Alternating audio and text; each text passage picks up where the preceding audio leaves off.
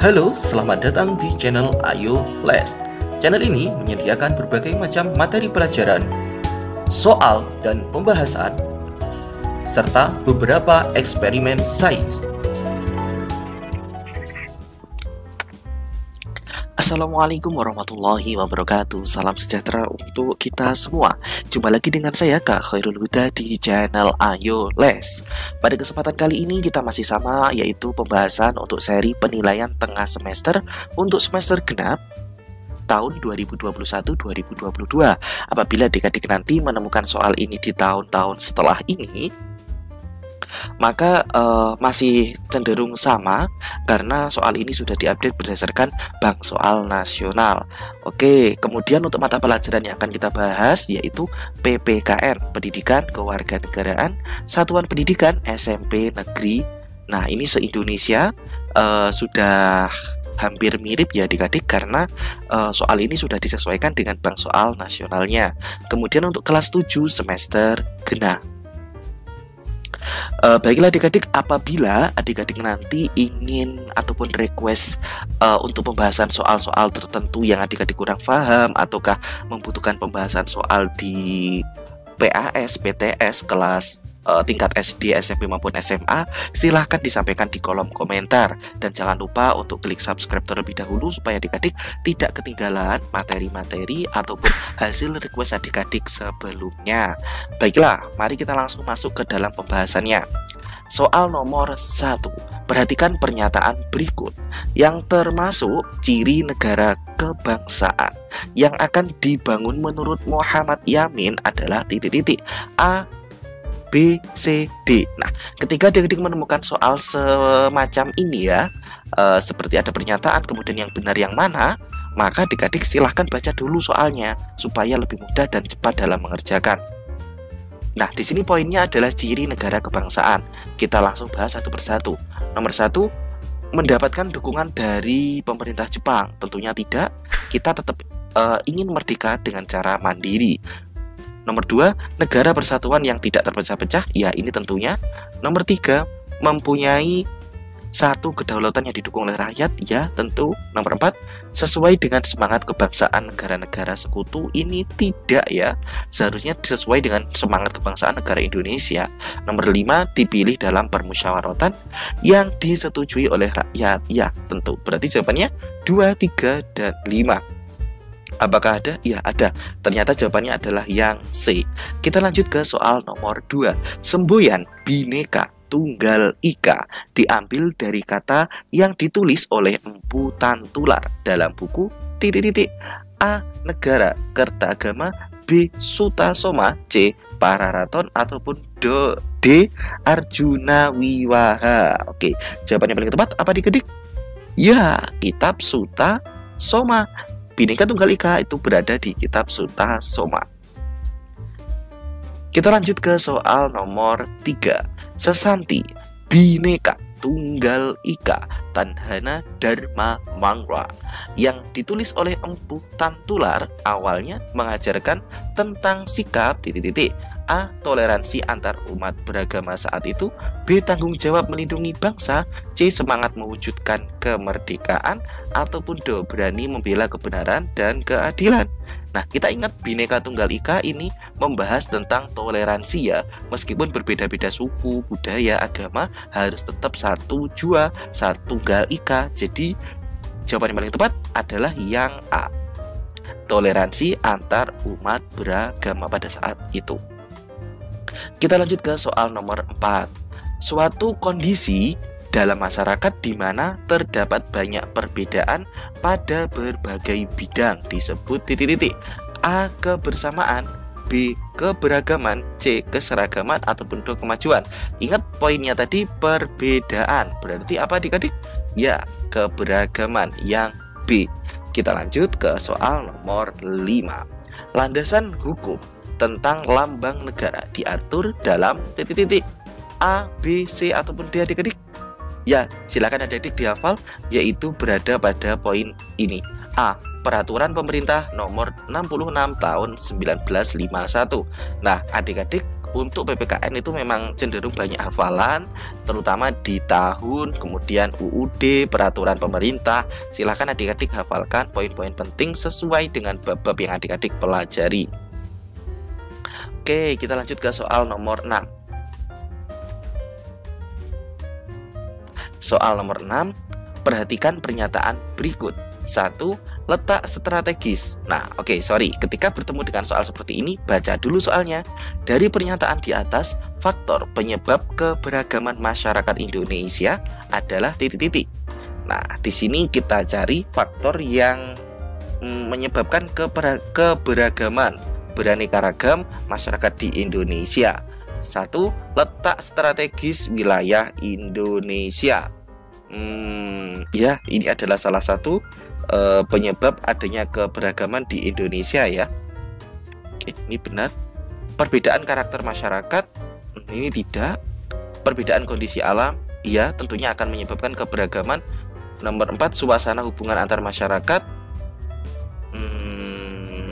ini tidak ya. Kemudian penerimaan masyarakat terhadap perubahan, ya. Kenapa kok iya? Karena ada suatu daerah yang mana tidak mau menerima akan perubahan, sehingga di situ akan cenderung masyarakat tersebut tertinggal dan tidak terakses oleh lingkungan luar, sehingga akan sangat menimbulkan keberagaman ataupun kesenjangan dari kualitas hidup di warga masyarakat yang terpencil tersebut. Oke, jawabannya berarti 1, 3, dan 5. Apakah ada? A, bukan. Ya, ada. Jawabannya adalah yang B. 1, 3, dan 5. Kita lanjut ke soal nomor 7. Munculnya perbedaan suku bangsa, bahasa, budaya, serta peranan laki-laki dan perempuan disebabkan oleh titik-titik. A. Letak strategis wilayah Indonesia. B. Keadaan transportasi dan komunikasi.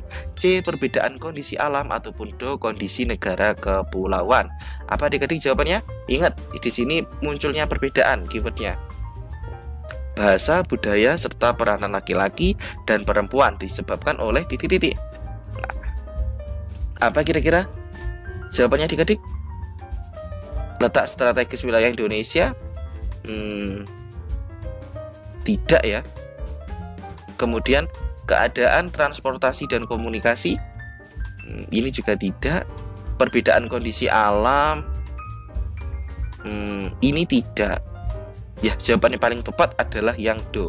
Kondisi negara Indonesia yang kepulauan itu menyebabkan banyak terbentuk suku bangsa. Kemudian bahasa setiap kepulauan juga kadang berbeda. Pulau Sumatera ada bahasa sendiri, Pulau Kalimantan ada. Bahkan dalam satu pulau pun terbagi menjadi beberapa bahasa, suku, dan budayanya. Termasuk peranan laki-laki dan perempuan di setiap kepulauan itu juga berbeda. Jadi jawaban yang paling tepat adalah yang D, yang D. Kita lanjut ke soal nomor 8. Sekelompok manusia yang memiliki kesatuan budaya dan terikat oleh kesadaran dan identitas kelompok disebut titik-titik. A. Bangsa, B. Negara, C. Suku, ataupun D. Rakyat. Ingat, sekelompok manusia memiliki kesatuan budaya. Ya, jawabannya adalah yang C. Suku. Kita lanjut ke soal selanjutnya. Soal nomor 9. Masyarakat Baduy terdiri dari Baduy dalam dan Baduy luar. Masyarakat Baduy dalam memiliki kebiasaan yang berbeda. Mereka mempertahankan budaya yang turun-temurun dari nenek moyangnya. Mereka juga sulit menerima perkembangan dan kemajuan zaman. Sikap kita terhadap kebiasaan mereka adalah titik-titik. A. Menghormati adat istiadat yang ada di masyarakat tersebut, yang mana tidak mau terakses oleh lingkungan luar. B. Memberikan pemahaman kepada mereka untuk berubah. C. Memberikan pendidikan kepada remaja agar mengikuti perkembangan. D. Melaporkan kepada pemerintah keadaan mereka yang sebenarnya. Kira-kira apa adik-adik jawabannya? Ya, jawabannya adalah yang A. Keputusan ataupun kemauan untuk mereka tidak mau terakses oleh dunia luar itu adalah kebijakan ataupun kemauan dari adat istiadat Baduy dalam. Sehingga itu merupakan adat istiadat. Ketika sudah berbicara tentang adat istiadat, maka harus kita hormati. Tidak usah kita ajak-ajak untuk mengikuti perkembangan, memaksa untuk ke arah yang lebih maju. Tidak. Kita hormati saja adat istiadatnya, karena itu akan menimbulkan keberagaman di Indonesia. Oke, kita lanjut ke soal nomor 10. Masyarakat Indonesia memiliki beragam beraneka ragam budaya seperti pakaian adat, rumah adat, senjata tradisional, tarian, dan lagu-lagu daerah. Dampak positif dari keanekaragaman budaya adalah titik-titik. A. Keberagaman akan menjadi penyebab konflik sosial? Tidak ya. Kemudian B. Mewajibkan kepada masyarakat mempelajari budaya? Tidak. C. Keanekaragaman budaya menjadi aset pariwisata? Mungkin ya.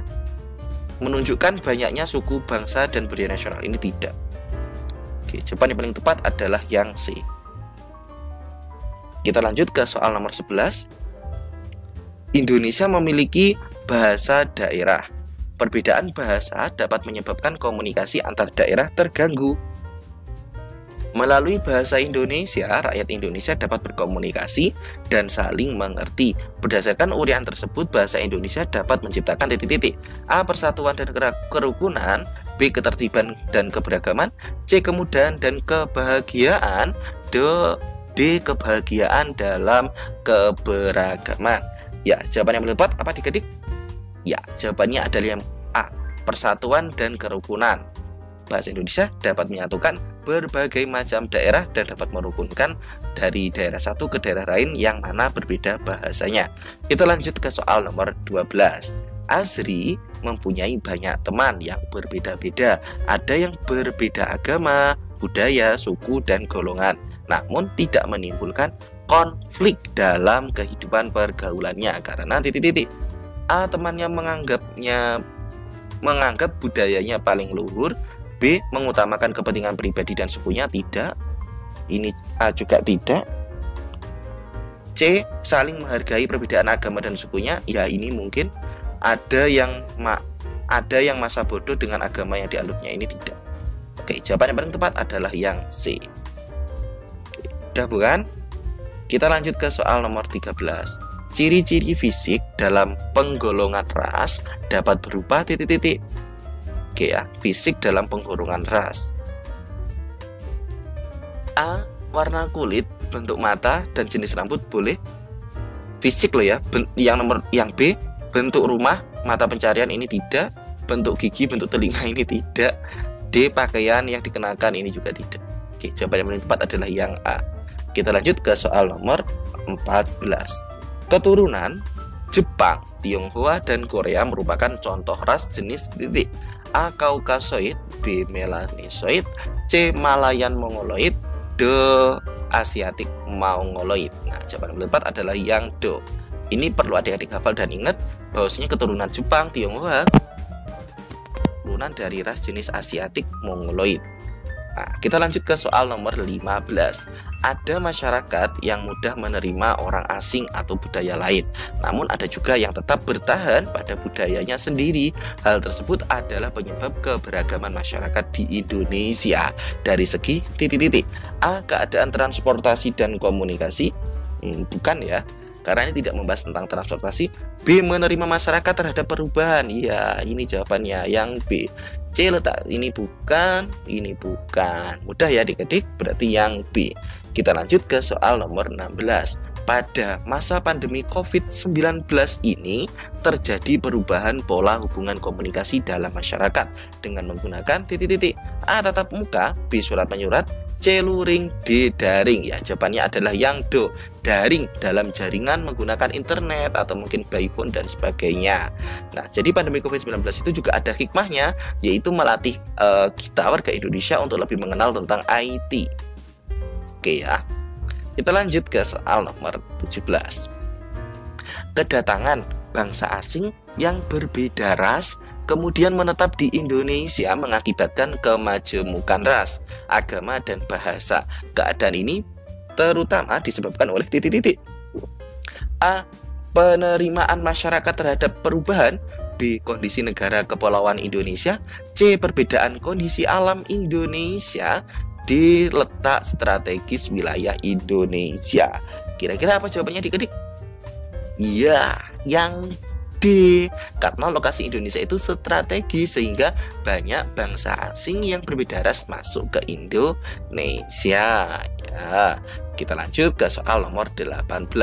Perhatikan pernyataan berikut. Nah, ketika bertemu dengan soal yang berbentuk pernyataan, kita baca soalnya dulu. Dari pernyataan di atas yang menjadi ciri status sosial ekonomi. Nah, status sosial ekonomi adalah titik-titik. Status sosial ekonomi ya. Poinnya, jangan sampai lupa. 1. Lebih berpendidikan.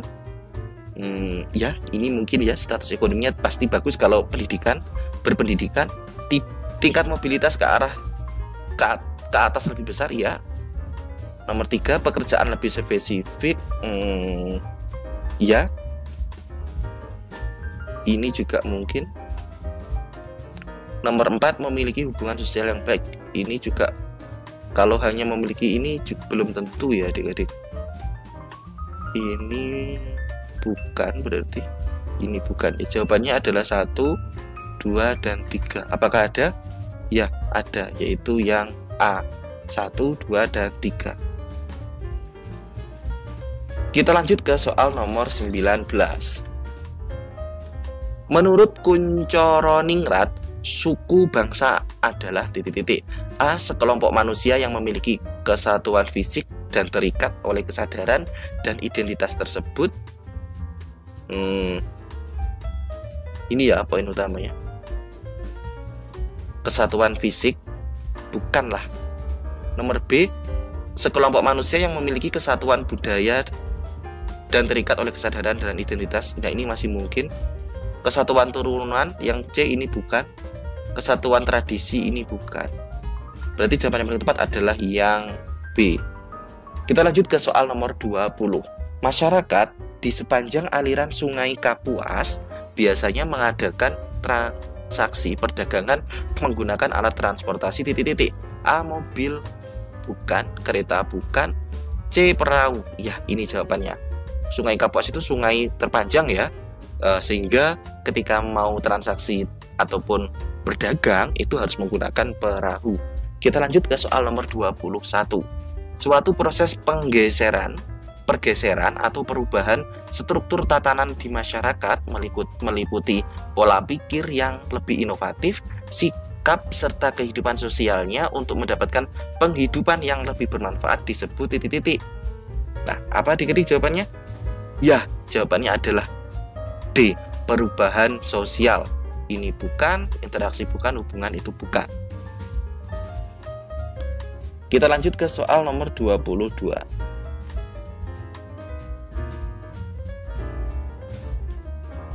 Sorry.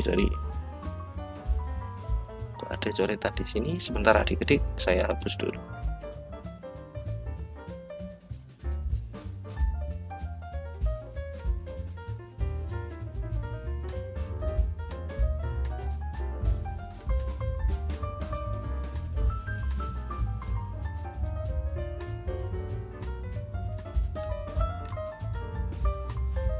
Soal nomor 22. Perubahan yang terjadi tanpa diketahui atau direncanakan sebelumnya oleh seseorang anggota masyarakat merupakan perubahan titik-titik. A. Tidak disengaja, B. Kebetulan, C. Sengaja, ataupun D. Tiba-tiba. Kira-kira apa adik-adik jawabannya? Ya, jawabannya adalah yang A. Tidak disengaja, karena tidak diketahui dan tidak direncanakan. Oke, kita lanjut ke soal nomor 23. Pemda DKI Jakarta sedang merenovasi kawasan Monas agar tertata lebih rapi dan indah. Merupakan bentuk perubahan? A. Tidak disengaja, bukan ya, karena ini sudah direncanakan. Kebetulan ini juga tidak, tiba-tiba tidak. Jawaban yang paling tepat adalah yang C, sengaja. Kita lanjut ke soal nomor 24. Lingkungan masyarakat di Indonesia yang secara umum lebih mudah menerima perubahan adalah titik-titik. A. Masyarakat daerah.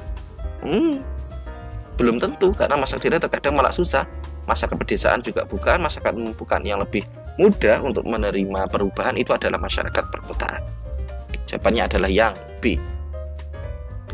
Soal nomor 25. Masyarakat Baduy dalam memiliki kebiasaan yang berbeda. Mereka masih memegang teguh tradisi budaya turun-temurun dari nenek moyangnya.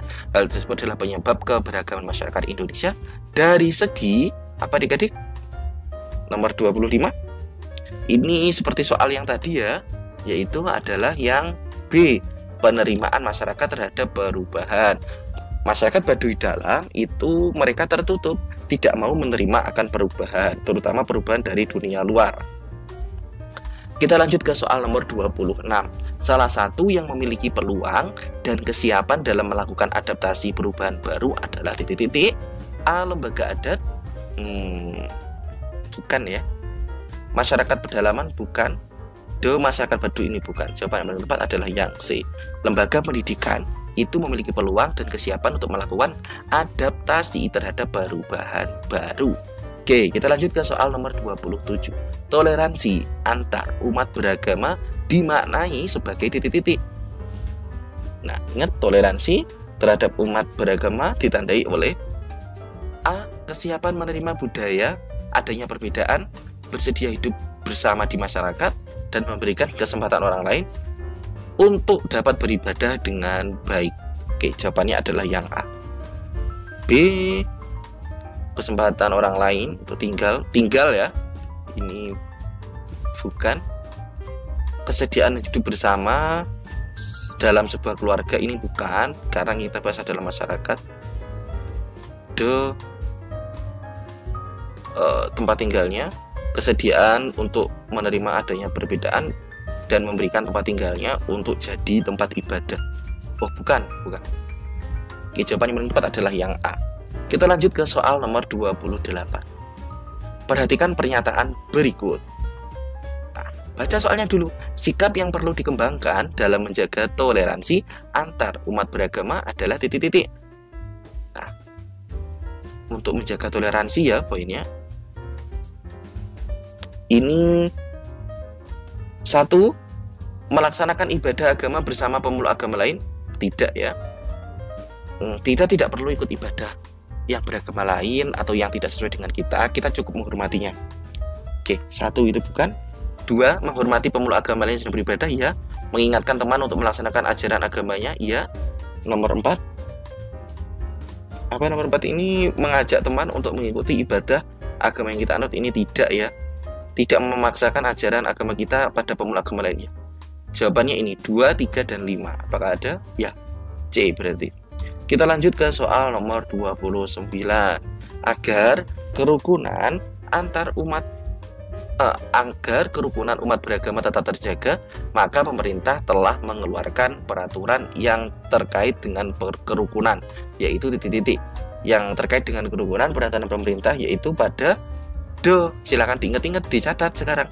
Peraturan bersama Menteri Agama dan Menteri Dalam Negeri nomor 9 tahun 2006 dan nomor 8 tahun 2006.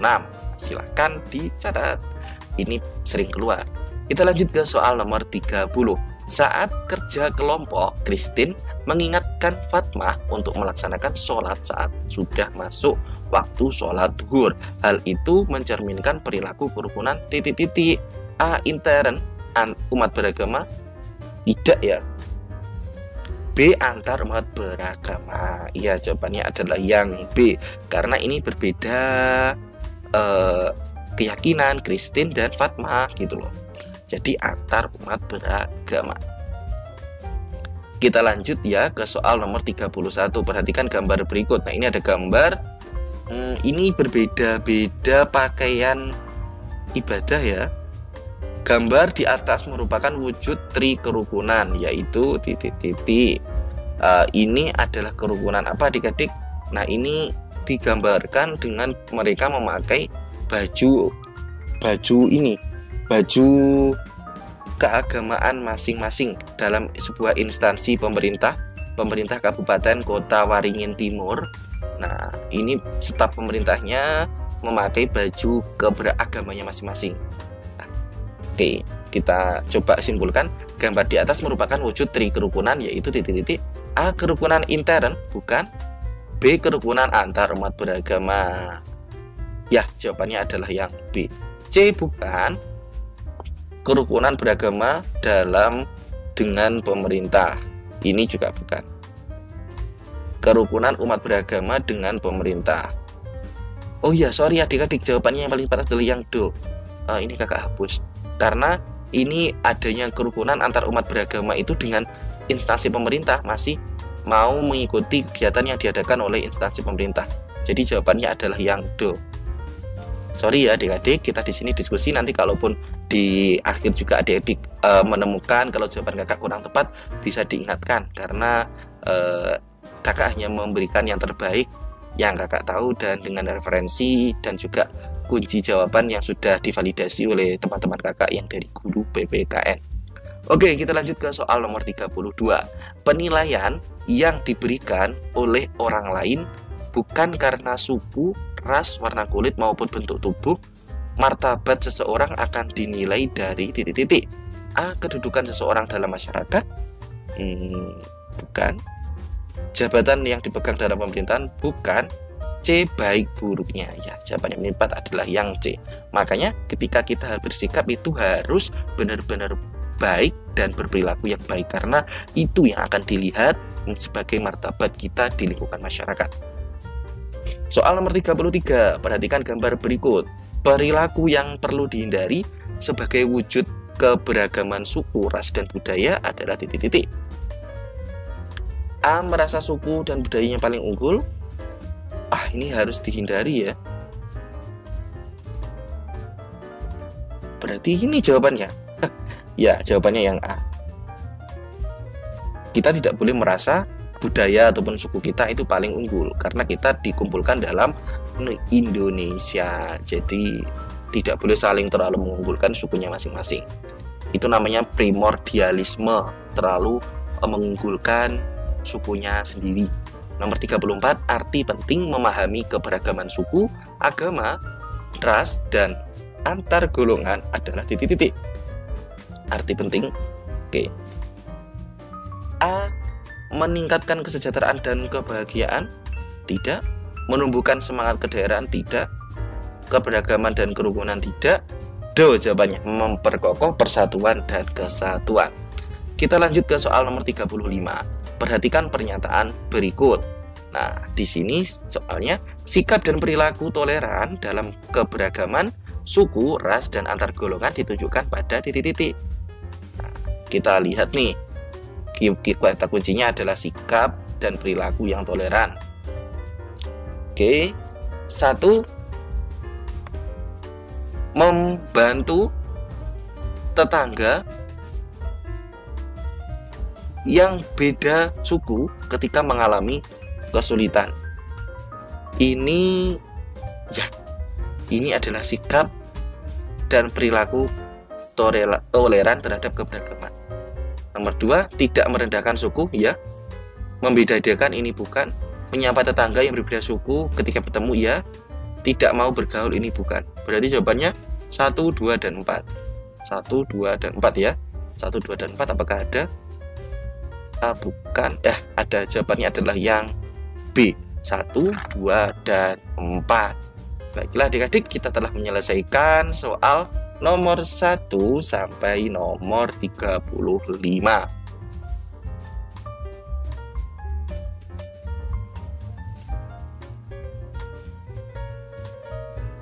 Kemudian di sini kakak ada soal uraian, silahkan bisa dicatat ataupun di screenshot ya adik-adik, supaya adik-adik tidak kesulitan nanti ketika dapat soal tentang soal uraian.